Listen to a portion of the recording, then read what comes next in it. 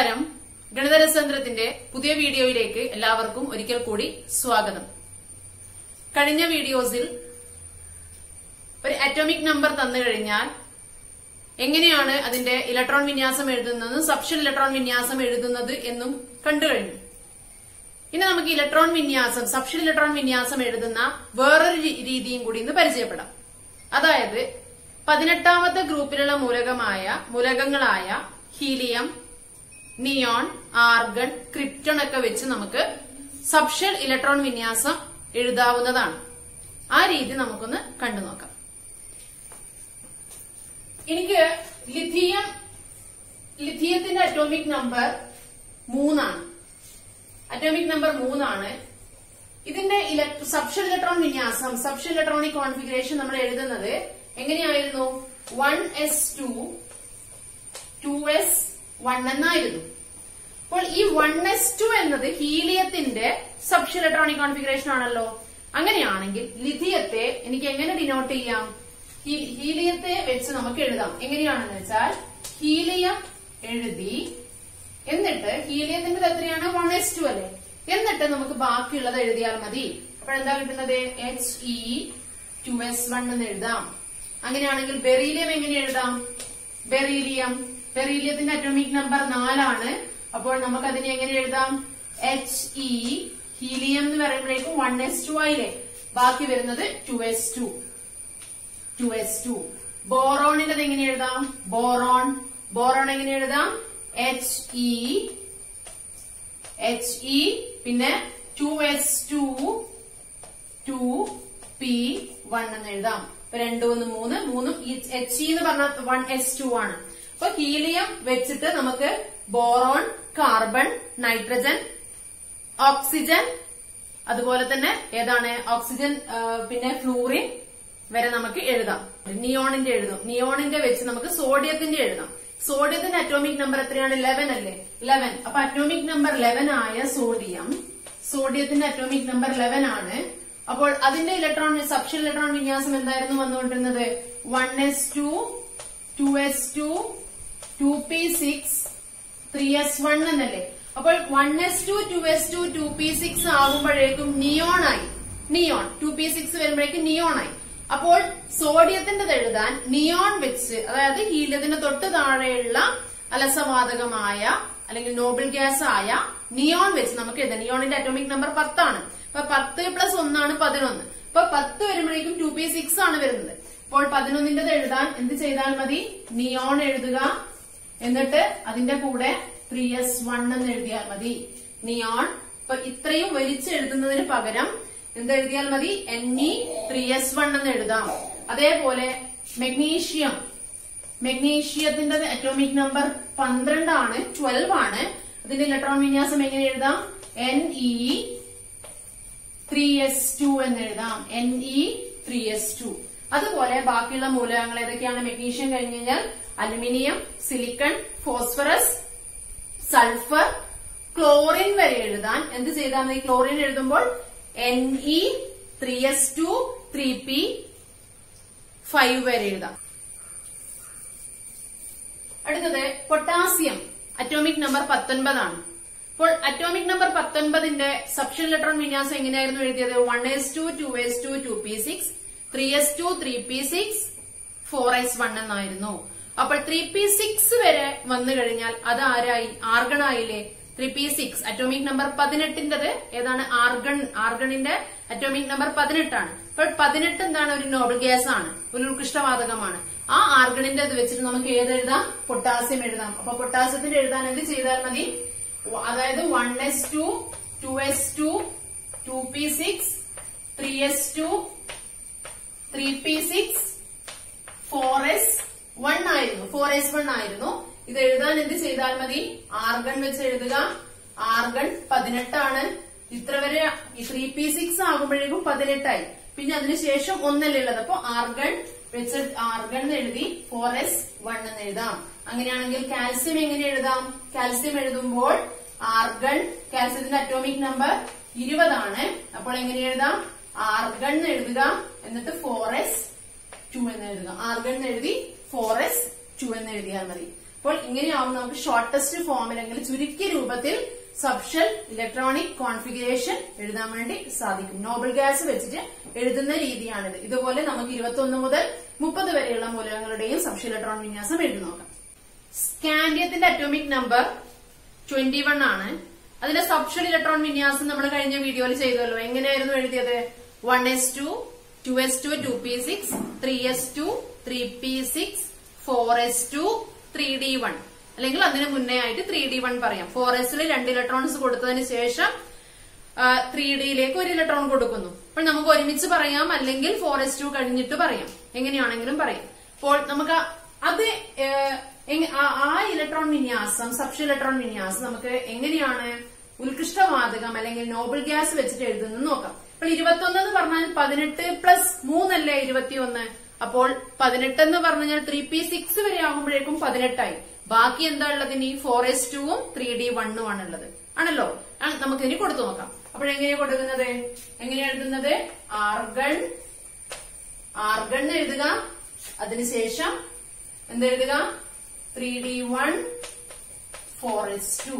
ഇതാണ് സ്കാൻഡിയത്തിന്റെ subshell electron വിന്യാസം argon വെച്ച് എഴുതിയത്. അടുത്തത് ടൈറ്റാനിയം. അപ്പൊ ടൈറ്റാനിയം ആകുമ്പോൾ എങ്ങനെ എഴുതാം? ആർഗൺ, അതിനുശേഷം 3d2, 4s2. Vanadium, argon, 3d3, 4s2. 3d3, 4s2 എന്ന് എഴുതി. അടുത്തത് ക്രോമിയമാണ്. ക്രോമിയത്തിന്റെ ഇലക്ട്രോൺ വിന്യാസം, സബ്ഷെൽ ഇലക്ട്രോൺ വിന്യാസം, സബ്ഷെൽ ഇലക്ട്രോണിക് കോൺഫിഗറേഷനും എഴുതുന്ന സമയത്ത് ശ്രദ്ധിക്കേണ്ട കാര്യം എന്തായിരുന്നു? 3d അടുത്തത് വരേണ്ടത്, ഇത് നമ്മൾ 3d3 അല്ലേ, അടുത്തത് വരേണ്ടത് 3d4 ആണ്. ഇപ്പൊ 3d4 എന്ന് എഴുതുന്നില്ല. എങ്ങനെയാണ് നമ്മൾ എഴുതുന്നത്? 3d4ന് പകരം 3d5 എന്ന് എഴുതും. അതായത് ഡി സബ്ഷെലിനെ ഹാഫ് ഫിൽഡ് ആക്കിയ സ്റ്റേജിൽ വെക്കും, അല്ലെ? അതിന്റെ പകുതി നിറഞ്ഞ അവസ്ഥയിലേക്ക് 3d5ലേക്ക് വെച്ച് 4s2ന് പകരം എത്ര കൊടുക്കും? 4s1 എന്ന് കൊടുക്കും. അതേ മെത്തേഡ് ഇവിടെയും ചെയ്യുക. അപ്പോൾ ഇവിടെ എന്താ കിട്ടുന്നത്? ആർഗൺ എഴുതി. നമുക്കിവിടെ 3d3 കഴിഞ്ഞ് 3d4 ആയിരുന്നു എഴുതേണ്ടത്. 3d4 എഴുതാതെ 3d5ലേക്ക് പോകും. അപ്പോൾ 4sലേക്ക് എത്രയേ വേണ്ടുള്ളൂ? 1 വേണ്ടതുള്ളൂ. അപ്പോൾ എന്താ കിട്ടുന്നത്? 3d5, 4s1. മാംഗനീസ് എന്താണ് വരുന്നത്? Argon, 3d5, 4s2.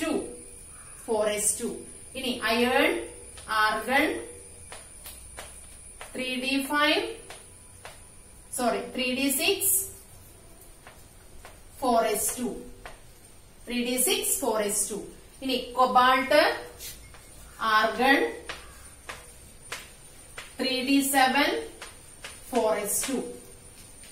4s2. ഇനി നിക്കൽ, ആർഗൺ,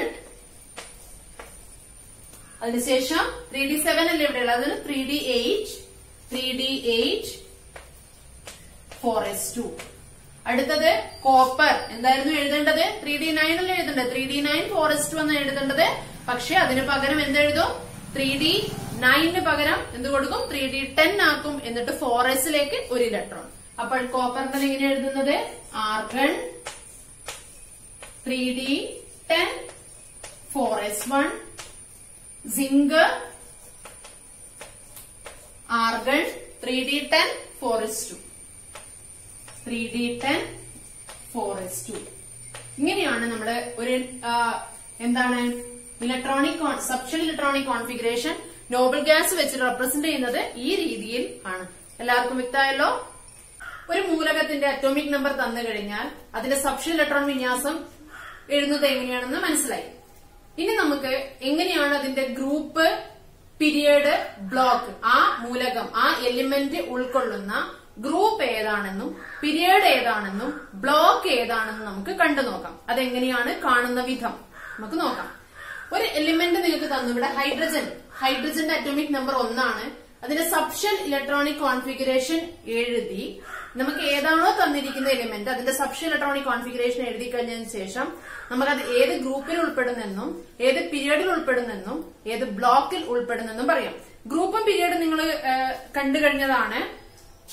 പീരിയോഡിക് ടേബിളിൽ എന്താണ് ഗ്രൂപ്പ് എന്നും എന്താണ് പീരിയഡ് എന്ന് നമുക്കറിയാം.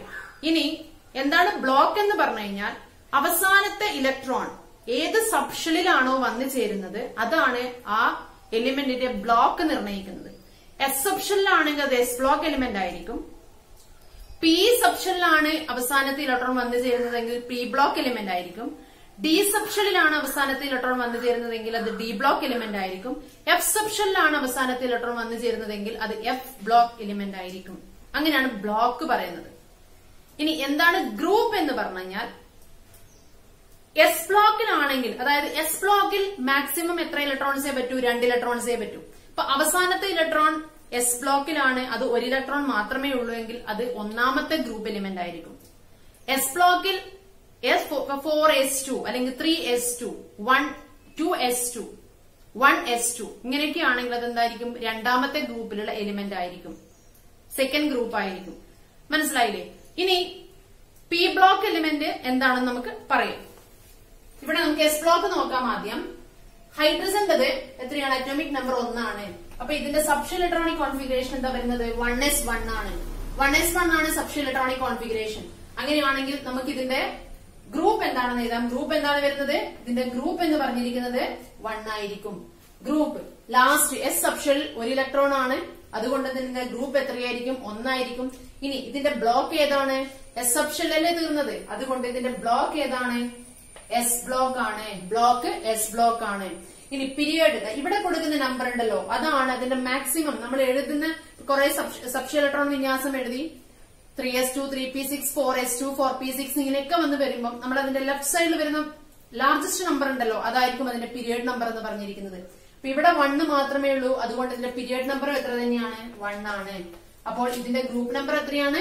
ലാസ്റ്റിലത്തെ S1 ആണ്. എസ് സബ്ഷെല്ലിൽ 1 ഇലക്ട്രോൺ ആണ്, അതുകൊണ്ട് ഒന്നാമത്തെ ഗ്രൂപ്പ് എലിമെന്റ് ആണ്. പിന്നെ എസ് ബ്ലോക്ക് ആണ്. എന്തുകൊണ്ടാണ് എസ് ബ്ലോക്ക് എന്ന് പറയാൻ കാരണം? അവസാനത്തെ ഇലക്ട്രോൺ വന്നു ചേർന്നത് എസ് ബ്ലോക്ക് എസ് സബ്ഷെല്ലിലാണ്, അതുകൊണ്ട് ഇത് എസ് ബ്ലോക്ക് എലിമെന്റ് ആണ്. ഇനി ഇതിന്റെ പീരിയഡ് എത്രയാണ്? ഒന്നാമത്തെ പീരിയഡ് ആണ്. ഇനി സോഡിയം നോക്കാം. സോഡിയത്തിന്റെ അറ്റോമിക് നമ്പർ 11 ആണ്, 11. അപ്പോൾ ഈ സബ്ഷെൽ ഇലക്ട്രോൺ വിന്യാസം എഴുതി കഴിഞ്ഞാൽ 1s2 2s2 2p6 3s1 നോക്കാം. എന്താണ് ഇതിന്റെ ഗ്രൂപ്പ് എന്ന് നോക്കാം. ഗ്രൂപ്പ് നോക്കാൻ എന്താ ചെയ്യേണ്ടത്? അവസാനത്തെ എസ് സബ്ഷെൽ ആണ്. എസ് സബ്ഷെല്ലിൽ എത്ര ഇലക്ട്രോൺ ഉണ്ടെന്ന് നോക്കുക. 1 ഇലക്ട്രോൺ ആണ്, അതുകൊണ്ട് ഗ്രൂപ്പ് നമ്പർ എത്രയാണ്? 1 ആണ്. മനസ്സിലായില്ലേ? എസ് ബ്ലോക്കിലാണെങ്കിലാണ് ഇങ്ങനെ പറയുന്നത്. എസ് ബ്ലോക്കിൽ അവസാനത്തെ സബ്ഷെൽ 1 ഇലക്ട്രോൺ ആണെങ്കിൽ, എസ് സബ്ഷെൽ 1 ഇലക്ട്രോൺ ആണെങ്കിൽ ഫസ്റ്റ് ഗ്രൂപ്പ്, 2 ഇലക്ട്രോൺസ് ആണെങ്കിൽ സെക്കൻഡ് ഗ്രൂപ്പ്. അപ്പോൾ സോഡിയത്തിന്റെ ഗ്രൂപ്പ് എത്രയാണ്? അപ്പോൾ ഗ്രൂപ്പ് 2 ആണ്. സോറി, ഗ്രൂപ്പ് 1 ആണ്. ഗ്രൂപ്പ് 1 ആണ്. ഇനി ഇതിന്റെ ബ്ലോക്ക് ഏതാണ്? അവസാനം ഇലക്ട്രോൺ വന്നു ചേർന്ന് എസ് സബ്ഷെല്ലാണ്, അതുകൊണ്ട് ബ്ലോക്ക് എസ് ബ്ലോക്ക് ആണ്. ബ്ലോക്ക് എസ് ആണ്. ഇനി ഇതിന്റെ പീരിയഡ് കണ്ടുപിടിക്കണം. പീരിയഡ് എന്താ നോക്കേണ്ടത്? ഇവിടെ 2s2 2p6 3s1 3 വരെ വന്നു, അതുകൊണ്ട് പീരിയഡ് എത്രയാണ്? 3 ആണ്. പീരിയഡ് മൂന്നാമത്തെ പീരിയഡ് ആണ്, തേർഡ് പീരിയഡ് ആണ്. മനസ്സിലായില്ലേ? ഇനി അടുത്തത് മെഗ്നീഷ്യം.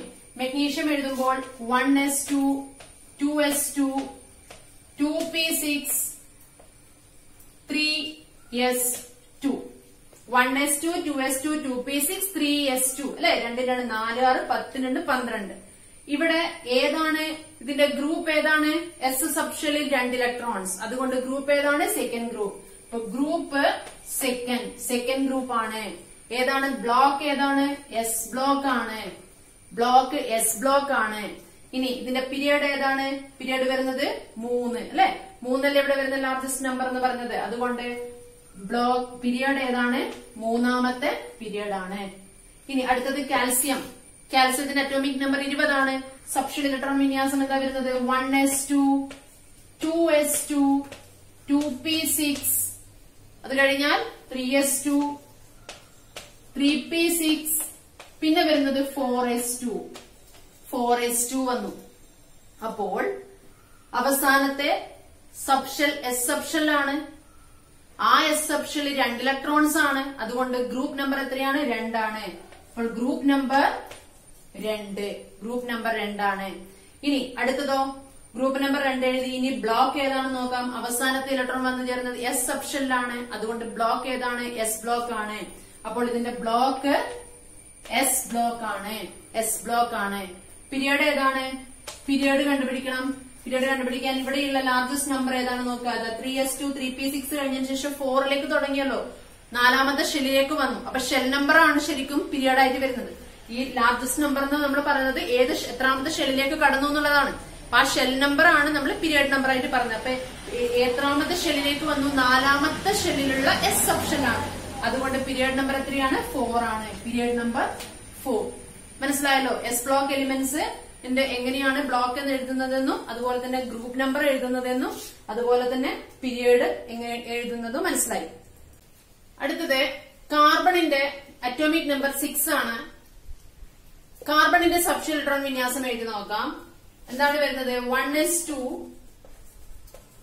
2s2 2p2 ആണ്. 1s2 2s2 2p2 ആണ് കാർബണിന്റെ സബ്ഷെൽ ഇലക്ട്രോൺ വിന്യാസം. ഇനി നമുക്ക് ഇതിന്റെ ബ്ലോക്കും ഗ്രൂപ്പും പീരിയഡ് നമ്പറും എഴുതണം.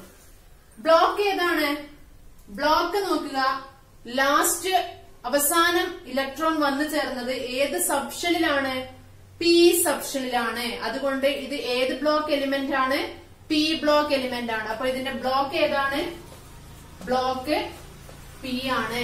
ഇതിന്റെ ബ്ലോക്ക് എന്ന് പറയുന്നത് പി ആണ്, പി ബ്ലോക്ക് എലിമെന്റ് ആണ്. ഇനി ഗ്രൂപ്പ് നമ്പർ നോക്കാം. ഇവിടെ നമ്മൾ നേരത്തെ എസ് സബ്ഷെല്ലിൽ പറയുന്ന സമയത്ത് അതിൽ എസ് സബ്ഷെല്ലിൽ 1 ഇലക്ട്രോൺ ആണെങ്കിൽ ഫസ്റ്റ് ഗ്രൂപ്പ് എലിമെന്റ് എന്നും 2 ഇലക്ട്രോൺസ് ആണെങ്കിൽ സെക്കൻഡ് ഗ്രൂപ്പ് എലിമെന്റ് എന്നും പറഞ്ഞു.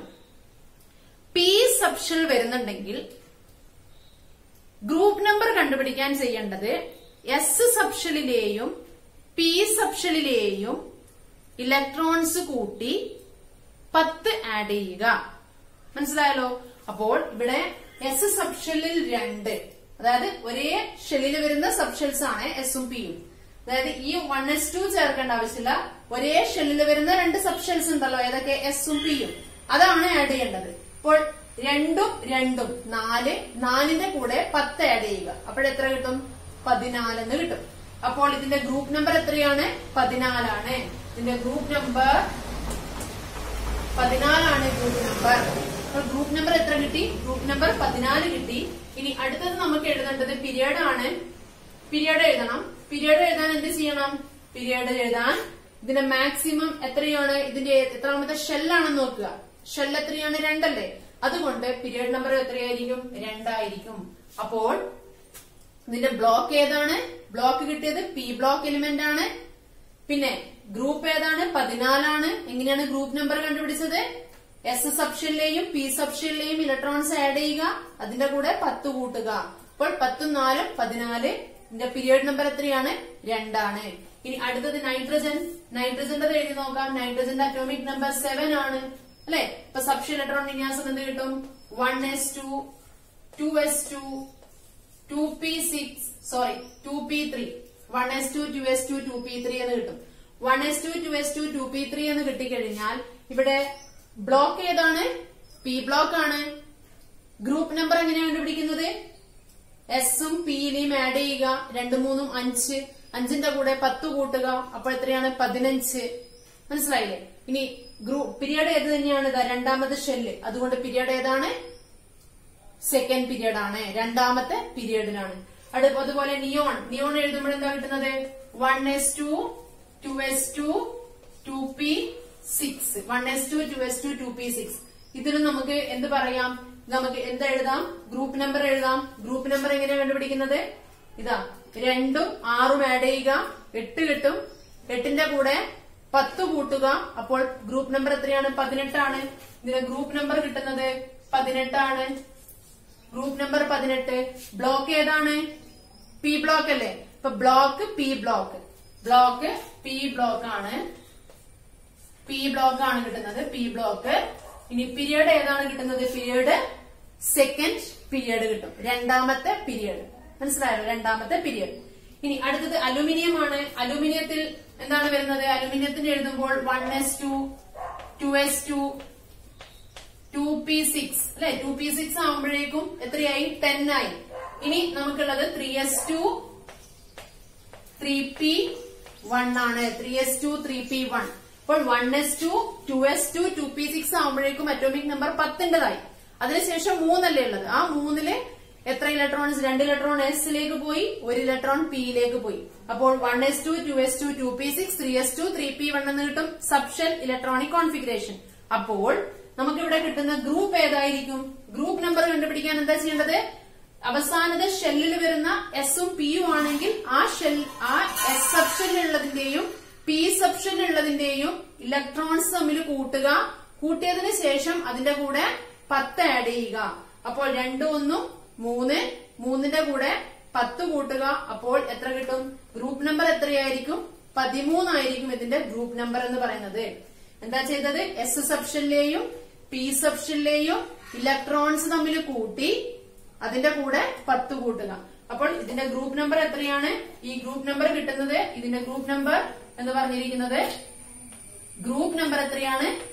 13 ആണ് ഗ്രൂപ്പ് നമ്പർ. പീരിയഡ് എത്രയാണ് വരുന്നത്? ഇതാണ് പീരിയഡ്. മൂന്നാമത്തെ ഷെല്ലല്ലേ, അതുകൊണ്ട് പീരിയഡ് നമ്പർ എത്രയാണ്? 3. പീരിയഡ് നമ്പർ 3 കിട്ടും. ഇനി ഏതാണ് ബ്ലോക്ക്? ലാസ്റ്റിലത്തെ ഇലക്ട്രോൺ വന്നു ചേരുന്നത് പി സബ്ഷെല്ലിലാണ്, അതുകൊണ്ട് പി ബ്ലോക്ക്. അപ്പോൾ group number 13, period number 3, block ഏതാണ്? പി ബ്ലോക്ക് എന്ന് കിട്ടും. ഇനി ക്ലോറിന്റെ എഴുതുമ്പോൾ 1s2 2s2 2p6 3s2 3p5 അല്ലെ, 3s2 3p5 എന്ന് വരെ വരും. 3p5. ഇനി ഇതിന്റെ നമുക്ക് എഴുതി നോക്കാം. എങ്ങനെയാണ് എഴുതുന്നത് ക്ലോറിന്റേത്? എങ്ങനെയാണ് ഗ്രൂപ്പ് നമ്പർ കണ്ടുപിടിക്കുന്നത്? നോക്കുക. മൂന്നാമത്തെ ഷെല്ലാണ് അവസാനം. ആ ഷെല്ലിൽ എസ് ബ്ലോക്കും ഉണ്ട്, എസ് സബ്ഷെല്ലും ഉണ്ട്, പി സബ്ഷെല്ലും ഉണ്ട്. അതുകൊണ്ട് എസ് സബ്ഷെല്ലിലെ ഇലക്ട്രോൺസിന്റെ എണ്ണവും പി സബ്ഷെല്ലിലെ ഇലക്ട്രോൺസിന്റെ എണ്ണവും കൂട്ടുക. അപ്പോൾ 2ഉം 5ഉം കൂട്ടി എത്രയാണ്? 7 ആണ്. 7ന്റെ കൂടെ 10 കൂട്ടുക. 10 കൂട്ടുമ്പോൾ എത്ര കിട്ടും? 17 എന്ന് കിട്ടും. അപ്പോൾ ഗ്രൂപ്പ് നമ്പർ എത്രയാണ്? 17 ആണ്. Group number 17. അപ്പോൾ ഇതിന്റെ ഗ്രൂപ്പ് എത്രയാണ് കിട്ടിയത്? ഗ്രൂപ്പ് നമ്പർ 17 ആണ് ഇതിന്റെ ഗ്രൂപ്പ് നമ്പർ. ഇനി അതുപോലെ ബ്ലോക്ക് ഏതാണ് വരുന്നത്? ബ്ലോക്ക് അവസാനത്തെ ഇലക്ട്രോൺസ് വന്നു ചേരുന്നത് പി സബ്ഷെല്ലിലാണ്, അതുകൊണ്ട് ബ്ലോക്ക് ഏതാണ്? പി ബ്ലോക്ക് ആണ്. ബ്ലോക്ക് എന്ന് പറയുന്നത് പി ആണ്, പി ബ്ലോക്ക് ആണ്. ഇനി അതിനുശേഷം പീരിയഡ് നോക്കാം. പീരിയഡ് ഏതാണ്? ഇതാ ഈ മൂന്നാമത്തെ ഷെല്ലാണ്, അതുകൊണ്ട് പീരിയഡ് നമ്പർ എത്രയാണ്? 3 ആണ്. പീരിയഡ് നമ്പർ എന്ന് പറഞ്ഞിരിക്കുന്നത് 3. തേർഡ് പീരിയഡ് ആണ്. പീരിയഡ് നമ്പർ 3 ആണ്. മനസ്സിലായല്ലോ? അപ്പോൾ ഗ്രൂപ്പ് നമ്പർ എങ്ങനെയാണ് കണ്ടുപിടിക്കുന്നത്? എസും പിയും സബ്ഷെൽസ് ഒരേ ഷെല്ലിൽ വരുന്നതാണെങ്കിൽ എസ് സബ്ഷെല്ലിലെയും പി സബ്ഷെല്ലിലെയും ഇലക്ട്രോൺസ് തമ്മിൽ കൂട്ടുക. അതിന്റെ കൂടെ 10ഉം കൂടി ആഡ് ചെയ്യുക. അപ്പോൾ ഇപ്പൊ 3s2 3p4 ആണ് വരുന്നതെങ്കിൽ 2ഉം 4ഉം കൂട്ടുക 6, 6ന്റെ കൂടെ 10 കൂട്ടുക. അപ്പൊ 16 എന്ന് കിട്ടും. 3s2 3p5 വരുമ്പോൾ 2ഉം 5ഉം കൂട്ടി 7, 7ന്റെ കൂടെ 10 കൂട്ടി 17. അതായിരിക്കും ഗ്രൂപ്പ് നമ്പർ എന്ന് പറയുന്നത്. Group number. പീരിയഡ് നമ്പർ കണ്ടുപിടിക്കാൻ എത്രയാണോ അവസാനത്തെ ഷെല്ലെന്ന് നോക്കുക, ഷെൽ നമ്പർ നോക്കുക. അവസാനത്തെ ഷെൽ നമ്പർ എന്ന് പറഞ്ഞത് ഈ ലെഫ്റ്റ് സൈഡിൽ എഴുതുന്നതാണ് ഷെൽ നമ്പർ എന്ന് പറയുന്നത്. ഇവിടെ മാക്സിമം വരുന്ന ഷെൽ നമ്പർ ഏതാണെന്ന് സാധാരണ എഴുതേണ്ടത്. ഇപ്പൊ 3s2 ഇത് കഴിഞ്ഞ് 4sലേക്ക് 4ൽ തുടങ്ങുവാണെങ്കിൽ 4 ആയിരിക്കും പീരിയഡ് നമ്പർ ആയിട്ട് വരുന്നത്. മനസ്സിലായില്ലേ? പിന്നെ ബ്ലോക്ക് കണ്ടുപിടിക്കാൻ അവസാനത്തെ ഇലക്ട്രോൺ വന്നു ചേരുന്നത് ഏത് സബ്ഷെല്ലാണോ അതാണ് ബ്ലോക്ക് നമ്പർ പറയുന്നത്. ബ്ലോക്കിന്റെ പേര് അങ്ങനെയാണ് പറയുന്നത്. ഇനി മാംഗനീസിന്റെ അറ്റോമിക് നമ്പർ 25 ആണ്. മാംഗനീസ് നമുക്ക് എഴുതി നോക്കാം. എന്താണ് മാംഗനീസ് എഴുതുമ്പോൾ നമുക്ക് എന്താ കിട്ടുന്നത്? 1s2 2s2 2p6 3s2 3p6 എത്രയായി? ഇവിടെ എത്തുമ്പോഴേക്കും 18ആയി. അറ്റോമിക് നമ്പർ 18ന്റെ ഇലക്ട്രോണിക് കോൺഫിഗറേഷൻ ആണ് നമ്മളിപ്പോ എഴുതിയിരിക്കുന്നത്. 18ഉം കഴിഞ്ഞ് 25ലേക്ക് ഇനി 7 അല്ലേ ഉള്ളത്. 7ൽ പിന്നെ നമ്മൾ പോകേണ്ടത് എസ് അല്ലെ, 3p കഴിഞ്ഞാൽ പിന്നെ കൊടുക്കേണ്ടത് 4sലേക്കല്ലേ. 4sലേക്ക് 2 കൊടുത്താൽ പിന്നെ ബാക്കി എത്രയുണ്ട്? ബാക്കി 5 ഉണ്ടല്ലോ. അതെങ്ങോട്ടേക്ക് പോകും? 3dയിലേക്ക് പോകും. അപ്പോൾ 4sലേക്ക് നമ്മൾ 2 കൊടുത്തു. അതിനുശേഷം എന്ത് കൊടുക്കുക? 3dയിലേക്ക് ഫില്ല് ചെയ്യുക. 3dയിലേക്ക് അപ്പോൾ എത്ര ബാക്കി വരും? 18ഉം 2 20 കഴിഞ്ഞു. 20 കഴിഞ്ഞാൽ പിന്നെ 5 ആണുള്ളത്. അപ്പോൾ 3d5 എന്ന് എഴുതി. നമ്മളപ്പോൾ ഇതിന്റെ സബ്ഷെൽ ഇലക്ട്രോണിക് കോൺഫിഗറേഷൻ എഴുതി കഴിഞ്ഞു. എന്തായിരുന്നു സബ്ഷെൽ ഇലക്ട്രോണിക് കോൺഫിഗറേഷൻ വന്നത്? 1s2 2s2 2p6 3s2 3p6 3d5 4s2 എന്ന് കിട്ടി. ഇനി നമുക്ക് ഗ്രൂപ്പ് എഴുതണ്ടേ? പീരിയഡ് എഴുതണ്ടേ? ബ്ലോക്ക് എഴുതണ്ടേ? എഴുതാം. എങ്ങനെയാണ് എഴുതുന്നത്? നമ്മൾ നോക്കുക. ഇവിടെ ശ്രദ്ധിക്കേണ്ട ഒരു കാര്യം, ഡി ബ്ലോക്ക് അതിൽ വന്നു കഴിഞ്ഞാൽ, ഡി എന്ന് പറയുന്നൊരു സബ്ഷെൽ അതിലുണ്ടെങ്കിൽ നമ്മൾ എഴുതുന്ന ഒരു ഇലക്ട്രോണിക് കോൺഫിഗറേഷനിൽ ഒരു ഇലക്ട്രോൺ വിന്യാസത്തിൽ ഡി സബ്ഷെൽ ഉണ്ടെങ്കിൽ അത് ഏതായിരിക്കും? ഡി ബ്ലോക്ക് എലിമെന്റ് ആയിരിക്കും. ഇവിടെ നിങ്ങൾ നോക്കുമ്പോൾ അവസാനത്തെ ഇലക്ട്രോൺ എവിടെയാണുള്ളത്? എസ് സബ്ഷെല്ലിലാണുള്ളത്. പക്ഷേ ഇവിടെ ഡി സബ്ഷെൽ ഉണ്ടല്ലോ. ശരിക്കും ഡിയിൽ ഫില്ല് ചെയ്തിട്ടാണോ എസ് സബ്ഷെല്ലിലേക്ക് പോകുന്നത്? അല്ലല്ലോ. നമ്മൾ ആദ്യം എസ് സബ്ഷെൽ ഫില്ല് ചെയ്തിട്ടാണ് ഡി സബ്ഷെല്ലിലേക്ക് പോകുന്നത്. അപ്പോൾ അവസാനത്തെ ഇലക്ട്രോൺ ഫില്ലിംഗ് നടക്കുന്നത് എവിടെയാണ്? ഡി സബ്ഷെല്ലിലാണല്ലോ. അതുകൊണ്ട് തന്നെ ഈ ബ്ലോക്ക് എലിമെന്റ്സിനെ എന്താ വിളിക്കുന്നത്? D block elements. D subshell ഉണ്ടെങ്കിൽ അത് ഡി ബ്ലോക്ക് എലിമെന്റ് ആയിരിക്കും. അപ്പോൾ ഇതിന്റെ ബ്ലോക്ക് ഏതാണ്? ഇതിന്റെ ബ്ലോക്ക് എന്ന് പറഞ്ഞിരിക്കുന്നത് ഏത് ബ്ലോക്കാണ്? ഡി ബ്ലോക്ക് ആണ്. ഡി സബ്ഷെൽ ഇതേപോലെ വന്നു കഴിഞ്ഞാൽ അത് ഡി ബ്ലോക്ക് എലിമെന്റ്സ് ആയിരിക്കും. ഇനി ഇതിന്റെ ഗ്രൂപ്പ് നമ്പർ കണ്ടുപിടിക്കണ്ടേ? ഗ്രൂപ്പ് നമ്പർ കണ്ടുപിടിക്കാൻ ചെയ്യേണ്ടത് എന്താണെന്ന് വെച്ചാൽ നിങ്ങൾ അവിടെ ആ ഡി സബ്ഷെല്ലും ഡി സബ്ഷെൽ ഇലക്ട്രോൺസ് ഉണ്ടല്ലോ അതിന്റെ തൊട്ട് അടുത്തുള്ള അതായത് 4s കഴിഞ്ഞിട്ടല്ലേ 3D എഴുതുന്നത്. അപ്പോൾ ആ 4sലുള്ള ഇലക്ട്രോൺസിന്റെ എണ്ണവും 3Dയിലുള്ള ഇലക്ട്രോൺസിന്റെ എണ്ണവും കൂടി കൂട്ടുക. അതായിരിക്കും ഗ്രൂപ്പ് നമ്പർ. മനസ്സിലായല്ലോ? നമ്മൾ പി സബ്ഷെൽ എഴുതുന്ന സമയത്ത് എന്തായിരുന്നു എഴുതിയത്? പി ബ്ലോക്ക് എലിമെന്റ്സിന്റെ ഗ്രൂപ്പ് നമ്പർ എഴുതുമ്പോൾ എന്തായിരുന്നു എഴുതിയത്?